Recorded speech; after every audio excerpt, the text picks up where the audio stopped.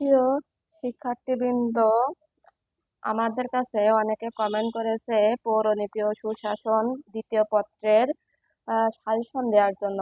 এজন্য আজ আমি পৌরনীতি ও সুশাসন দ্বিতীয় পত্রের সাজেশন, সংক্ষিপ্ত সাজেশন আপনাদের দেব, যা আপনারা একটা দিনেই কমপ্লিট করতে পারবেন। যেহেতু আগামীকাল পরীক্ষা, সেহেতু পড়ার জন্য বেশি সময় হয়তো আপনারা পাবেন না।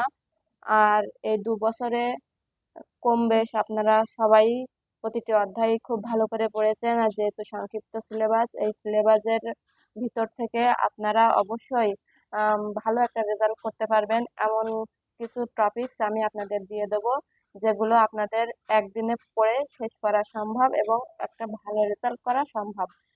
প্রথম পর্যায়ে আমি আহ হচ্ছে যেটা দেবো সেটা হলো যে আপনাদের সৃজনশীল কোন জায়গা থেকে পড়তে পারে, কোন কোন অধ্যায় থেকে পড়তে পারে, সেটা খুব গুরুত্বপূর্ণ। আগে সৃজনশীল অধ্যায়গুলো যদি জানা যায়, তাহলে আমরা অনেক ক্ষেত্রেই পরীক্ষায় আত্মবিশ্বাস অর্জন করতে পারি। আরেকটা জিনিস, সেটা খুবই ইম্পর্টেন্ট, সেটা হলো যে আমরা যখন সৃজনশীল লিখবো তখন কিন্তু প্রথম যে ক, এটা কিন্তু না হলে আমাদের নাম্বারটা সেভাবে ভালো হয় না। এজন্য জ্ঞানমূলকটা সবসময় ভালো করতে হবে। আমরা যদি এখানে সূচিপত্রে যাই, তাহলে আমাদের যে অধ্যায়গুলো এই সংক্ষিপ্ত সিলেবাসে অন্তর্ভুক্ত আছে, সেখানে আমরা দেখতে পারি 1, 2, 3, 4, এই 4টে অধ্যায় পর পর আমাদের রয়েছে এবং লাস্টের দিকে 2টা অধ্যায়।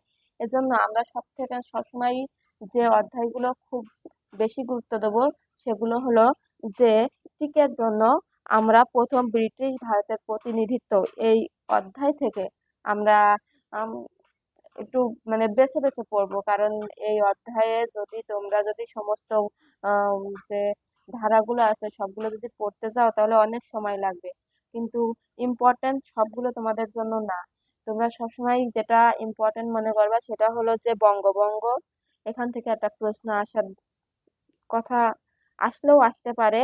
এবং মুসলিম লীগ প্রতিষ্ঠা, বঙ্গভঙ্গের ফলাফল, আর লাউরাট আইন, এটা কিন্তু খুবই একটা গুরুত্বপূর্ণ আইন। এরপরেই কিন্তু এই সময় কিন্তু প্রথম বিশ্বযুদ্ধ হয় এবং এই আইনটার কারণে কিন্তু দেশে একটা বিরাট অরাজকতার সৃষ্টি হয়। এজন্য এই লাউরাট আইন, ভারত শাসন আইন, দ্বৈত শাসন, ভারত শাসন 1935, এটা এবং হচ্ছে গিয়ে 1935 সালে ভারত শাসন আইনের মধ্যে তুলনা, এই যে 2টা আইন হয়েছে এবং এই আইনের মধ্যে তুলনা এবং লাহোর প্রস্তাবটা সব থেকে বেশি ইম্পর্টেন্ট দিয়ে পড়বা। লাহোর প্রস্তাব এটা, আর যে বিস্তারিত আছে সেখান থেকে কিন্তু ট্রিক এবং সৃজনশীল 2টাই আসবে। এবং এই অধ্যায় থেকে সৃজনশীল আসলে আম, যদি খুব বেশি হয় যে একটা সৃজনশীল আসবে, এই একটা সৃজনশীলের জন্য একটু বেশি পড়তে হয়। এজন্য তোমরা যেটা করবা সেটা হলো যে 19 সালের যে বোর্ডগুলো আছে, সেই বোর্ডে প্রথম অধ্যায় থেকে মানে যে সৃজনশীল গুলো পড়েছে, এই এই প্রথম অধ্যায়ের আম, যে বিষয়গুলো উল্লেখ করে সেগুলো বেশি গুরুত্ব দেবা। 19 সালের যে প্রশ্নগুলো আছে এক অধ্যায়ের, এইগুলো যদি পড়ো, তো ইনশাল্লাহ তোমরা এখান থেকে একটা সৃজনশীল কমন পাবা।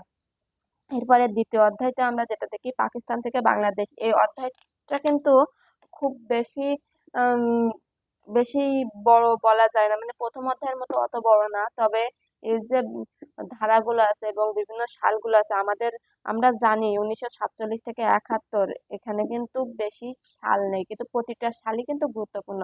তার মধ্যে সব থেকে বেশি গুরুত্বপূর্ণ সালগুলো যেগুলো, সেগুলো হলো ভাষা আন্দোলন, ভাষা আন্দোলনের পরে 1956 সালে সংবিধানের বৈশিষ্ট্য, এবং সামরিক শাসন, সামরিক শাসনের যে 2টা পার্ট রয়েছে। 1958 সালে যে সামরিক শাসন, 2বার সামরিক শাসন জারি হয়, এই 2টা শাসনই খুব ভালোভাবে পড়বা। এবং 6 দফার ভিতর থেকে তোমরা যেটা পড়বা সেটা হলো যে কত বিষয়ে কোন ধারা থেকে কত কত কোন বিষয়টি কত নম্বর ধারায় বা দফায় আছে সেটা। এখান থেকে 6 দফা থেকে কিন্তু বেশিরভাগ টিক আসে, এজন্য 6 দফাটা টিকের জন্য গুরুত্ব দিয়ে পড়বা। এরপরে 4 নম্বরে, 3 নম্বরে যেটা আছে রাজনৈতিক ব্যক্তিত্ব, রাজনৈতিক ব্যক্তিত্ব থেকে সমস্ত ব্যক্তিবর্গ নিয়ে পড়ার দরকার নেই। এখান থেকে হাজী শরীয়তুল্লাহ, শহীদ তিতুমির, নবাব স্যার সলিমুল্লাহ ও চিত্তরঞ্জন চাঁদ, এই 4জন বেশি গুরুত্ব দেবা। আর যদি আম, হামি মাওলানা আব্দুল হামিদ খান পড়তে চাও তাহলে পড়তে পারো। তবে হামিদ খানের চাইতে তোমরা এখান থেকে স্যার সলিমুল্লাহটাকে বেশি গুরুত্ব দেবা। এরপরে 4 নম্বরে আছে বাংলাদেশের সংবিধান। বাংলাদেশের সংবিধান থেকে প্রশ্ন আসবে, এটা খুবই গুরুত্বপূর্ণ অধ্যায় এবং এই অধ্যায়তে খুব বেশি চ্যাপ্টার মানে বিষয়বস্তু নেই, মাত্র 7টা বিষয়বস্তুর উপরে আছে। এখান থেকে মৌলিক অধিকার ও মূলনীতি সমূহ এটা সব থেকে বেশি গুরুত্বপূর্ণ। এখান থেকে যদি মূলনীতি এবং মৌলিক অধিকারগুলো পড়া হয় তাহলে আমাদের মনে হয় যে ম্যাক্সিমাম সংবিধান কভার হয়ে যাবে। আর এখানে যেগুলো আছে সেগুলো হলো সংশোধনের ভিতরে থেকে দ্বাদশ সংশোধনী, এটা সব থেকে বেশি ইম্পর্টেন্ট। তোমরা দ্বাদশ সংশোধনীটা বেশি ভালো করে পড়বা। এই সংশোধনীর ভিতর থেকে দ্বাদশ সংশোধনী আর সংবিধানের মূলনীতি আর মৌলিক অধিকার, এই 3টা যদি খুব ভালো করে পড়া যায় তাহলে এখান থেকে একটি সৃজনশীল তোমরা লিখতে পারবা। তবে সংবিধান থেকে 2টা সৃজনশীল আসার সম্ভাবনা খুব বেশি।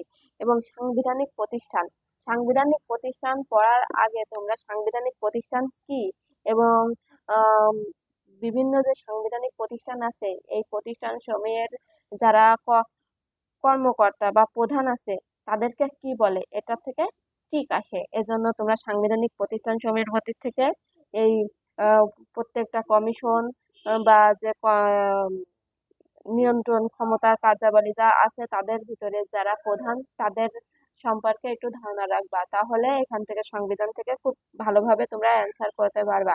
এবং এখানে সব থেকে গুরুত্বপূর্ণ এখন নির্বাচন কমিশন এবং দুর্নীতি দমন, এই 2টা যদি তোমরা ভালো করে পড়ো তাহলে আমার মনে হয় তোমরা খুব ভালো করে এখান থেকে একটা মার্ক অর্জন করতে পারবা। এরপরে আছে যে 10ম নাগরিক সমস্যা আমাদের করণীয়, এই অধ্যায়টা তোমরা টিকের জন্য তো যেমন গুরুত্বপূর্ণ তার থেকে বেশি সৃজনশীল। এই অধ্যায় থেকে যদি সৃজনশীল আসে তোমরা অবশ্যই লিখবা, কারণ এই অধ্যায় একমাত্র অধ্যায় যেখানে তোমরা তোমাদের নিজস্ব ভাবে কিছু বানিয়ে লিখতে পারবা। অন্যান্য অধ্যায়ে তোমরা অতটা বানিয়ে লিখতে পারবা না, তবে নাগরিক সমস্যা এবং আমাদের করণীয় এই অধ্যায় থেকে তোমরা সব থেকে বেশি বানিয়ে লিখতে পারবা। আর এখান থেকে জলবায়ু অধ্যায়গুলো খুব ভালো করে পড়বা। জলবায়ু দুর্নীতি এই 2টা অধ্যায় খুব ভালো করে পড়বা, তাহলে তোমরা একটা ভালো মার্ক অর্জন করতে পারবা।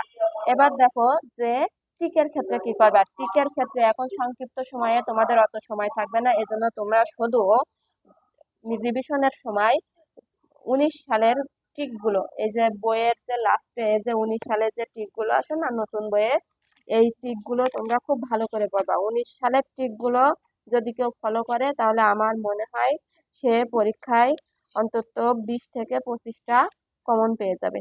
এজন্য তোমরা 19 সালের টিক গুলো খুব ভালো করে পড়বা। যেখান থেকে পারো আজকের দিনের ভিতরে 19 সালের টিক গুলো, এই 19 সালের টিক গুলো তোমরা অবশ্যই কমপ্লিট করে ফেলে দিবা, তাহলে তোমরা খুব ভালো একটা রেজাল্ট করতে পারবা। সংক্ষিপ্ত সময়ে খুব বেশি পড়বা না, নতুন কিছু পড়বা না। নতুন কিছু পড়া মানে তোমরা পেছনের পড়া সব ভুলে যাবা। তোমাদের যতটুকু পড়া আছে তার ভিতর থেকে রিভিশন দেবা। আর বেছে বেছে যে অধ্যায়গুলোর থেকে যে বিষয়গুলো বলে দিলাম সেই বিষয়গুলো পড়লে আমার মনে হয় তোমরা খুব ভালো একটা রেজাল্ট করতে পারবা।